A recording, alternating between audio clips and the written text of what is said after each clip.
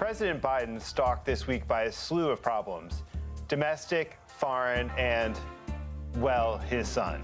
We've got to address the southern border as part of a national security package. My Republican colleagues know very well that Ukraine's fate is inexorably linked to our national security. Good. Yes, there is disagreement about the day after Hamas. In the depths of my addiction, I was extremely irresponsible with my finances. But to suggest that is grounds for an impeachment inquiry is beyond the absurd. When a majority of the House goes on record in support of an official impeachment inquiry, I think that sends a message. How these issues may haunt the president's reelection. Next. This is Washington Week with The Atlantic. Corporate funding provided by Consumer Cellular. This is Sam. How may I help you? This is a pocket dial. Well, somebody's pocket. Thought I'd let you know that with Consumer Cellular, You get nationwide coverage with no contract. That's kind of our thing. have a nice day. Additional funding is provided by Koo and Patricia Ewan through the Ewan Foundation, committed to bridging cultural differences in our communities. Sandra and Karl DeLay Magnuson, Rose Herschel and Andy Shreves, Robert and Susan Rosenbaum, the Corporation for Public Broadcasting, and by contributions to your PBS station from viewers like you. Thank you. Good evening and welcome to Washington Week. I'm Frank Foer, a staff writer at The Atlantic. My boss, Jeff Goldberg, is off. President Joe Biden found himself facing an incredible convergence of political problems this week, problems which could ultimately hinder his reelection.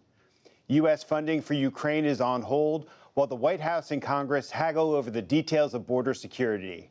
Tensions between Israeli Prime Minister Benjamin Netanyahu and President Biden over the war in Gaza spilled into the open. And Hunter Biden, the president's only surviving son, defied a congressional subpoena and instead offered again to testify in public in front of the Republican-led House committees investigating him. And all of this comes as the House voted along party lines to officially open its impeachment inquiry into the president.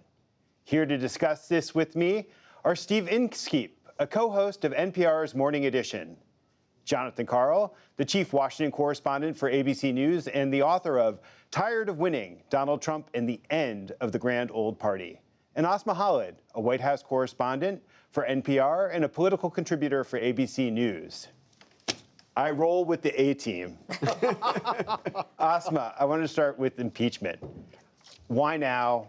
What's the political imperative driving this forward? I mean, the why now is an excellent question, in part because Republicans, at least some Republicans in Congress, had been talking and investigating impeachment charges for a long time. Ultimately, I think what they were looking for was greater legitimacy. There were concerns from the White House that you don't have an official impeachment inquiry. Now you're seeing House Republicans say, well, we have the official legitimacy to do this. But I also think that there is a political calculation here that Republicans want to muddy the waters. On the other side, they have a man who is most likely to be their nominee in Donald Trump, who is facing multiple charges. And I will say that there has long been a desire from some Republicans to just muddy the waters, make things confusing for voters. We've had polling, other outlets have had polling that suggest it is working, and a percentage of the population does think. In fact, some of our polling at NPR showed a majority of the electorate surveyed felt that, President Biden had done something unethical in relation to his son's behavior. Largely, that's along partisan lines, but not exclusively. But let's get to the substance, because this week, Congressman Jamie Raskin said, this isn't a whodunit, this is a what is it?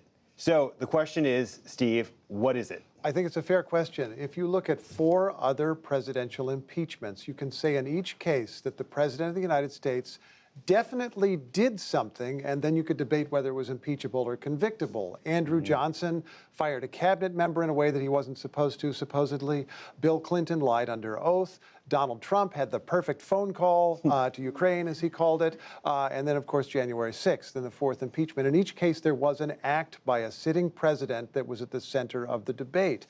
In this case, it's an impeachment inquiry to find out if Joe Biden may have done something while he was not president. There's nothing there because Hunter Biden and Biden's brother James and other people around Biden have been said to cash in on his name. And they certainly have had a lot of business dealings, some of which have gone wrong or been suspicious in some way. But Republicans have yet to connect it to the president. And when you go on the Oversight Committee's website, and they put a timeline there, which goes all the way to 2023, but there are no acts by Biden during his presidency in their own timeline. So, I mean, the astounding thing is they got every single Republican to vote to launch this inquiry. Now, look, he's not going to be impeached. I really don't see that happening. With this narrow a margin, there are enough Republicans who have said that they're doing this simply to give the Congress the tools they need to investigate, to put some muscle behind the subpoena power, to allow them to investigate, which is a strange bar for an impeachment inquiry.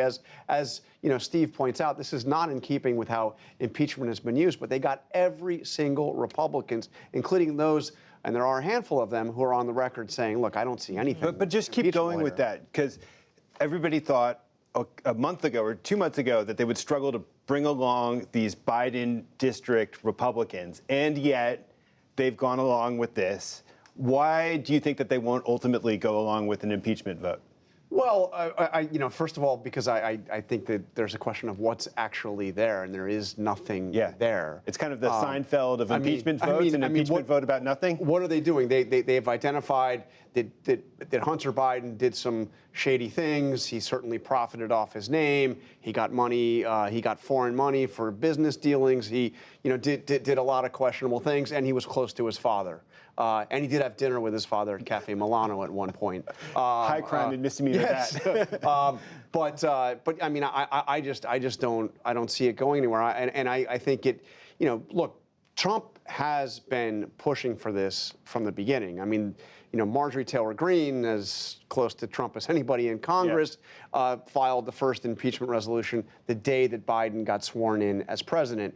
And Troy Nehls, another Republican, has made the point, we really need to do this so that we can, show that it's not just Donald Trump who was impeached. I mean, it's nakedly political here. Yeah, I'm old enough to remember the Clinton impeachment. I'm guessing some of you are too, and that felt like an event. That was something that was extraordinary. It felt historic. And now impeachment is they're like the cherry blossoms. They're just part of the Washington. Yeah, exactly. I mean, you remember they brought the Starr report to the steps of the House, unloaded all the boxes of evidence, right? And then the impeachment inquiry started. I mean, it was a big deal. There's still time. They'll work on it. They'll work on it. But what does it mean as a means of constitutional redress that impeachment is just part of this ritual of trying to embarrass your political opponent? Does that mean that it's just been defanged as a way of curbing presidential power? Well, it wasn't a very easy tool to use to begin with. But we are in a strange environment where it is hard to see. I mean, I don't understand how the tool would work at all. I mean, it hasn't been used to remove a president. It's not about to be used to remove a president. And I think you're right on these terms, no. I mean, we hit a real high watermark with the second Trump impeachment, the trial in the Senate, where you actually had 7 members of the president's party vote to impeach him. It was only the second time that you had seen a member of the president's party vote to convict in a Senate trial. The first time was Trump's first indictment. That was just 1 vote, though. Mitch McConnell famously said impeachment is a political process, and the conviction in the trial is a political question, not a legal question, and that has played out, at least in the way that people have cast their votes. So one of the central characters in this saga, Hunter Biden, meandered onto Capitol Hill this week, and since he doesn't make very many public appearances, it's worth listening to what he had to say. There's no evidence to support the allegations that my father was financially involved in my business because it did not happen. Asma, what do you think President Biden is thinking when he watches a clip like that? I have absolutely no clue, but what I will say is that the White House has been very eager to never touch any questions as they relate to Hunter Biden, whether they were about Hunter Biden's artwork, whether they're now about this, any questions they don't. What I will also say, though, is that they often routinely tell us in the White House is that the president loves his son very much. This is a man who has long struggled with addiction. And look, it's his only surviving son. And so I think many of us would say there's this constant tussle between what you emotionally want to do for your child. That being said, this is a different dynamic, and that this is the president of the United States, and anything his son does is going to get a lot of attention. And the White House has kind of, they've been very careful not to really say anything, but for a while they were saying that Joe Biden had no knowledge of his president's business dealings. And then, well, no, now he wasn't involved with his president's dealings. I mean, clearly he had knowledge. He loves his son. He's close with his son. They talk all the time now, as you might expect. Look, Hunter, it's such a tragic case. If you read Hunter Biden's very forthcoming biography, autobiography that he wrote, really a memoir of his addiction that came out just months after Biden became president. It goes into incredibly lurid detail about his descent into addiction, and this is a guy who came close to dying. In some ways it's amazing that he survived it, and his father will do anything to stop him from losing another son. There's so much scar tissue. There's so much guilt there. And I'm sure it complicates the way that the White House, more specifically the president, deals with this Hunter Biden thing, which just continues to loom over things. Well, it is a strange thing to reflect that the most recent revelation by the Oversight Committee appears to have been payments between father and son because Joe Biden, prior to being president, helped him make car payments and then was being repaid by Hunter, so where did he get the money? But this is a kind of tragic example of what you're saying. This is a difficult family relationship with a guy who had a very difficult time, as opposed to something the president did as president. I will say, though, as tragic as it is, I think from really like an emotional family perspective, it is nonetheless a political liability, right? I mean, the president doesn't want to be discussing his son. He doesn't want any of this. No Democrat that I've spoken to really wants to see this play out ahead as we move into the final. And you read these reports in Politico and other places that the White House would like to take a different approach than the one that Hunter Biden is taking, but the president has an exceedingly hard time making that case, and he doesn't really want to hear that case. And Hunter Biden wants to fight back against this. He believes that he and the people around him believe that he has been a victim of a political hit job. He acknowledges he's made all these mistakes. He acknowledged what you heard him acknowledge there in terms of his taxes. He was ready to plead guilty, in a plea deal. Now that that's off, he wants to fight back and wants to fight back against the people who he believes, with very good reason, are going after him because the real target is his father. That said, he is now facing felony charges on his failure to pay taxes, felony charges that will, we will see play out amidst the presidential campaign, just as we're going to see felony charges against Donald Trump play out. Is there anything they can do to diffuse this? Or is this, because as Asma says, it's stuck. It's muddying the waters. And one thing I will say is that while it was certainly, and Hunter says, right, and this is the thing you hear from a lot of Democrats, is that it's being put forward to sort of poison the atmosphere and go after the president. I will also say that more than once, on 2 different occasions, I have met younger voters of color who specifically cited to me Hunter's situation and saying that they felt like he was not being treated as fairly as some other. I mean, one young woman I met at the NAACP convention over the summer said, there are so many young black men in jail, why should he get a pardon? Why should he get a pass? Which I think is an interesting observation of how some of this is percolating down even into fragments of the Democratic Party. I mean, it's really interesting because the talking point from Biden's allies, from Hunter Biden's allies, is if his name weren't Biden, he wouldn't be prosecuted for this. He's being prosecuted for failure to pay taxes that he ultimately paid with interest plus penalties. So that's a good point. That's not usually charged. Then again, he wouldn't have been making millions of dollars in these foreign ventures if his name wasn't Biden either. Well, so as Hunter Biden was up on Capitol Hill, so was Ukrainian President Volodymyr Zelensky.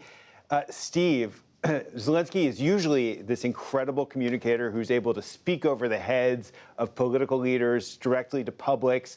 He's been so effective in making the case for himself and his country on Capitol Hill. Why has he fallen flat this time? Who is he talking to this time exactly? I had an opportunity to talk with him on an earlier visit earlier this year, and at that time, the Speaker of the House, this was a long time ago, was Kevin McCarthy. Oh, yeah. And McCarthy was raising concerns about Zelensky, and Zelensky was coming to answer those concerns, to say, you're concerned about corruption. I've just changed some people in my defense ministry. We're fixing that. And McCarthy came out of the meeting and said he was impressed, making me feel that McCarthy himself was, in effect, building support for Zelensky by going through this sort of theater of answering concerns. I have no knowledge if the new Speaker of the House, Mike Johnson, has the same attitude, that he would like this ultimately to be passed. And we know that there is a fair part of his caucus that has no interest whatsoever in passing more aid. I mean, it's getting to be about 50% of the Republicans in the House that are simply opposed to Ukraine aid. I mean, you look at it, some of the votes have broken down different ways. Johnson has made it clear that he is willing to have a vote on Ukraine aid. I think that there are the votes ultimately to pass this, to get aid to Ukraine, but there's a price, and the price, of course, is a bigger deal than includes it's really something at the interesting. border. The shift within House Republicans, on Ukraine, what explains that? Do they just see the political potency of opposing the war, or? Well, first of all, there's some very loud voices on it. I mean, for a while it was Tucker Carlson. You remember him? He used to have a show. And I've seen him on X. And Donald Trump himself. I mean, Trump has become increasingly critical of aid to Ukraine. In fact, speaking of Tucker Carlson, in my book, I report about how Trump and Carlson talk all the time, and Carlson told me, I think credibly, that Trump is much more radical on this issue that he lets on, that he agrees with Tucker Carlson's position, which is essentially Vladimir Putin's position on Speaking of Vladimir Putin, he held his annual confab where he soliloquizes in front of a hall full of captive reporters, and he said this, gloatingly. They're getting everything as freebies, but these freebies can run out at some point, and it looks like they're already starting to run out. Now, Putin has always had this attitude that he can simply wait the West out. Was he essentially correct? I think we'll see whether or not he was correct in terms of whether or not this additional funding comes through. I think that for President Biden, though, this money is more than just the Ukraine conflict. It's a matter of, this is a man who came into office talking about the United States' role in the world, that democracy can be a force for good, and now you're seeing kind of this entire vision of foreign policy potentially fall apart. And I think that poses bigger questions and liabilities to Biden's entire legacy. That all being said, I think we are seeing clear signs that this White House is willing to negotiate on things at the border, potentially, if it means getting additional Ukraine money. I mean, you can see the political appeal here to what the Republicans are saying. They're saying, why are we spending tens of billions more to Ukraine when we're not protecting our own border? Now, these are entirely different issues, but the political appeal to that argument, the border is a disaster by any measure. So, there are Democrats in Biden's own party who want more. I mean, just today you saw the Democratic governor of Arizona, Katie Hobbs, come out and say that she is signing an executive order to put the National Guard at Arizona's border. And she very flatly criticized the Biden administration, the federal government, for not securing the border. I heard this in reporting that I did out in Arizona. I mean, certainly there's a segment of the Democratic Party that does not agree at all with concessions potentially being made around asylum issues. But there is also a segment of the Democratic Party and some very loud Democratic mayors who've been saying not enough is being done. And so I think the challenge is that this is an issue that divides the Democratic Party. Diffusing that would certainly help Biden with a lot of voters that are genuinely concerned about this issue, not just Democratic officials, but actual voters who are concerned.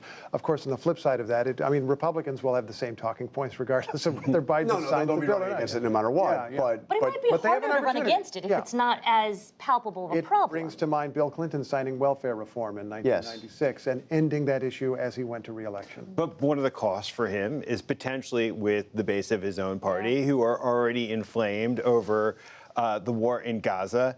And this week, President Biden started to seem as if he was beginning to change tack in his dealings with Benjamin Netanyahu and the Israeli government. What is your sense of the Biden administration's strategy right now? I see this as a kind of status update or acknowledgement of reality rather than a big shift by the president. President Biden early on, of course, was massively supportive of Israel and its right to defend itself, but also when traveling to Israel, cautioned them against responding in an extreme way that they would regret later, and even drew the analogy between Israel at this moment and the United States after 9/11, making mistakes that people would regret later. Now it seems to me, with his remarks at a fundraiser a few days ago, when he said that Israel is losing political support because of indiscriminate attacks that are killing civilians. Indiscriminate bombing. Indiscriminate bombing. He is essentially saying, well, you're getting what I warned you about. And he was not actually making, in those remarks as I understood them, a moral case against what the president, against what Israel is doing, which of course is what people who are more progressive are saying. He's making a practical or political case that you're running out of support around the world because of the way you're conducting the war, and you need to do this differently, as I kind of was hinting ever since the beginning. But that phrase, though, when he used indiscriminate bombing, which sounds a little bit like potential war crimes, nobody in the administration has repeated that phrase. Yeah. He hasn't repeated that phrase. That's an explosive phrase that will accelerate the lack of support. Right, but so it wasn't necessarily a gaffe. It may have been a misstatement, but it does seem to clearly reflect some sort of change of tact into the administration. I was with him the next day. He was at the NIH actually giving remarks, and then after his formal remarks, he was asked a question, essentially, if he wants the Israeli military to potentially slow down, to take a different tactic by the end of the year. And his statement was that he wants them to focus more on limiting civilian casualties. He reiterated, as he has many times, that Israel has a right to defend itself, but he wants them to be focused on that, to limit civilian harm. I agree with Steve that I think it's a greater recognition of the reality.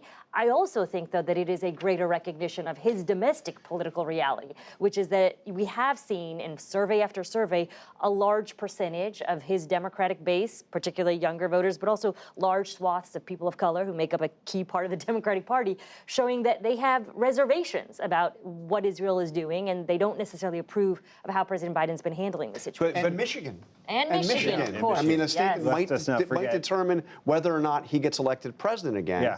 Has a very large Arab American population, and Democrats are really concerned. I mean, you have Democrats in Michigan that are saying that they are not going to vote for Biden again because of this. But in addition to whatever political calculus the president is making over Israel and whatever tonal shift that's yielding, there's clearly substantive disagreements with the Netanyahu government that have begun to emerge this week. Yeah, I've been thinking a lot about this. I got a chance to travel there in October and November. I spoke with Netanyahu a few weeks ago. And at that time, Netanyahu was not saying what he wanted in Gaza, only what he didn't want, which is no Hamas. That absence of an answer is now becoming apparent because the United States would like the Palestinian Authority to take charge, and Netanyahu definitely doesn't want that, says he does not trust the Palestinian Authority, even if it is revamped. And that has stirred this big debate. But the thing that I've been realizing is that debate is leaving out an important voice. This is almost a kind of old-time empire debate. What are we going to do for them? What kind of government are we going to get them to have? But there's a them there. What do the Palestinians want? And as my colleague Daniel Estrin was saying on NPR today, Palestinians are going to want, at an absolute minimum, some kind of governing structure that looks toward an independent Palestinian state. That is going to be the bare minimum for them to accept being governed, which is the only way that this is going to be a stable situation. Yeah, and that's a big challenge. I mean, we've seen members of the Israeli government in different facets really not welcome necessarily publicly that idea of the two-state solution. You hear the White House repeatedly say that this is what they want. And when they've been asked questions about, well, how does that look, right? You've got hundreds of thousands of settlers in the West Bank. What are you going to do? Repeatedly, what we're told is that this is sort of, they know it's going to be tough. It is not something that is going to be the next day of solution. And it feels like at a certain point, there will be the distance will start to grow between the Biden administration and Netanyahu. the question is, can Netanyahu afford to alienate Biden, or is he just being shrewd? Is this the guy he's going to use as his foil as he tries to rescue his political career? I mean, look at Netanyahu's own domestic problems. How long is Netanyahu going to be prime minister? Where is his level of support in Israel? He needs American support. He needs Biden's support. He needs to stay viable in Israel. Unfortunately, we're going to need to leave it there. It's too much. Thank you to our panelists for joining us and sharing your reporting.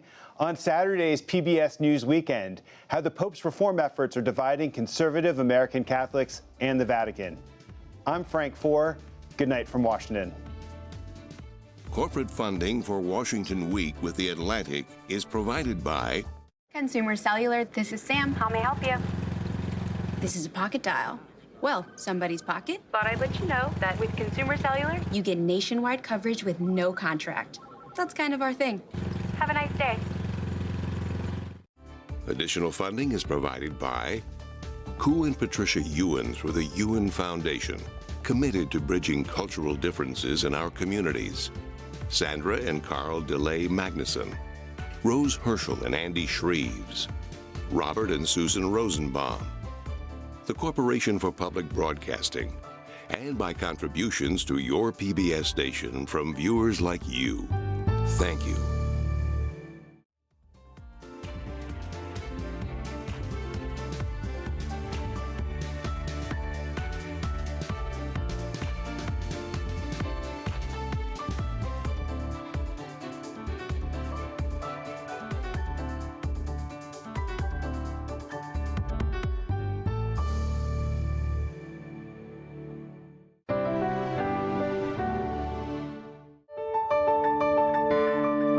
You're watching PBS.